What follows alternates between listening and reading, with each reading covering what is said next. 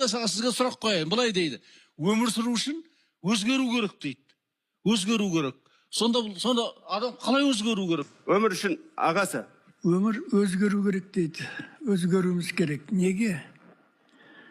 Осы отырғанның бәрі советтік идеологияның школасынан өткен, сонымен қалыптасқан адамдар.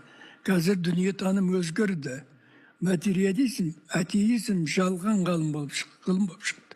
Енді бізді энергетикалық өріс басқарады, соның ар жағында ұлы сана тұр деген жолға қарай кеттік. Ананың бәрі, бірақ бұны Европа қазір ала алмайды, Америка ала алмайды, Россия ала алмайды.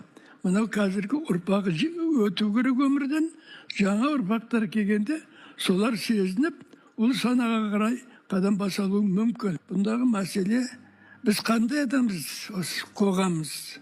Қайдан келдік? Мәңкүрттенген, көп нәрседен айырылған, сырттан хабары жоқ, тұншықтырып ұсталған, оның үстіне біз әбден мінез құлқымыз бұзылған қалыппыз. Кім бұзды мінез құлқымызды? Мінез құлқымызды бұзған бұл патша үкіметі жасырын түрде сексеуіл әдісін қолданды бізге. Анау Спиранский айтты ғой, қазақтың даласында сексеуіл деген болады екен ағаш. Оған балтамен ұрсан жарылмайды екен, өзін ұрса быт-шыт шығады екен. Осыны қазаққа қолданайық дейді. Патша үндемей жаңағы мәселені болыстық системаға ендірді. Болыстық система қандай? 2000 ауылда тұрады, 2000 үйден тұрады, 12 ауылдан тұрады. 12 ауыл 12 түрлі ұрудан тұрады.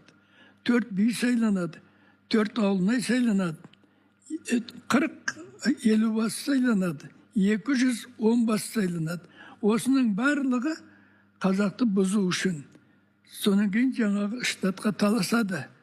Кәдімгі аш иттер қандай сүйекке таласатын болса, қазақтар соған таласып жүріп, Торағыровтың айтуы бойынша, бұл абай тұсы қазақтың бұзылғаны, қаралыққа айналып қызылғаны, елдігіне, жеріне, әмдініне құрылды талай тұзақ, талай қақпан. Тұзақ деп отырған жоқ, шоқындырып орыстандыру. Ал қақпан деп отырған саяси қақпанға түсірді. Сөйтіп, біздің монолитный бір тұтас келген қазақты абайдан кейін быт-шытын шығарып, осы күнге шейін сол жаман мінез құлықтан біз құтыла алмай жүрміз. Арыз жазу, біреуді көре алмау, жала жабу, ондай қазақтың мойнында болған емес. Біз сондай жаман ұрпақпыз, былай айтқанда, бұзылған. Енді осы бұзылған ұрпақты жаңа идеология арқылы бұрынғы монолитный қалып келуіміз керек. Сонда ғана біз мықты ұсталады.